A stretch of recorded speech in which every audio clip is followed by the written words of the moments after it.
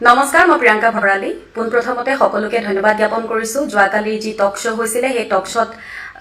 আপোনালোকে যিসকলে মোক ছাপোৰ্ট কৰিছে অনুৰাগী মোৰ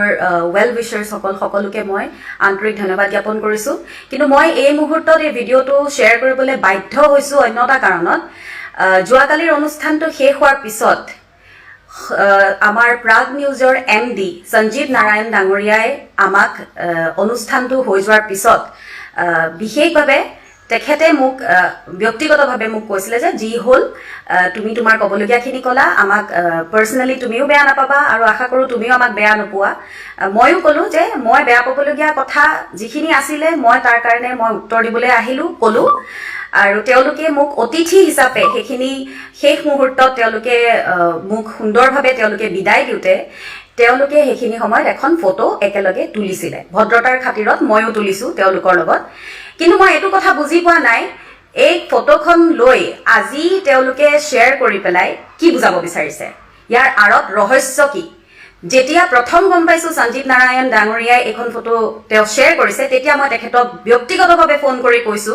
যে এই ফটোখন আপুনি আজি কিয় শ্বেয়াৰ কৰিছে মানুহক বেলেগ ধৰণে এই কথাখিনি ঘুৰাই পেলাই বুজোৱাটো মই এটো কথা কেতিয়াও সমৰ্থন নিদিও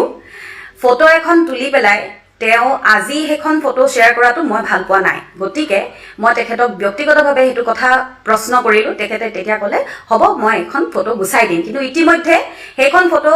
কেইজনমান ব্যক্তিয়ে শ্বেয়াৰ কৰি আছে যিসকলে শ্বেয়াৰ কৰি আছে মই ভালকে আপোনালোকক জনাবলৈ বিচাৰিছো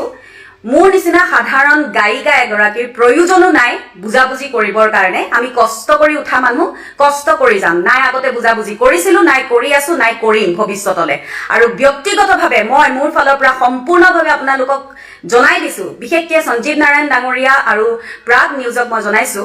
আপোনাক বিশেষকৈ সঞ্জীৱ দা মই যথেষ্ট সন্মান কৰো আগৰ পৰাই আপোনাৰ লগত কথাটো বেলেগ কিন্তু দেৱজিৎ ভূঞা ডাঙৰীয়াৰ লগত মোৰ যিখিনি কথা আছিল সেইখিনি সম্পূৰ্ণভাৱে মই মুকলিকে কলো মই আপোনাক কৈছো বিশেষভাৱে আপুনি এখন ফটো প্ৰথমতে শ্বেয়াৰ কৰিছিলে মই তেতিয়া মনা কৰাৰ পিছত আপুনি গুছালে তাৰ পিছত এখন ফটো কেনেকে শ্বেয়াৰ হল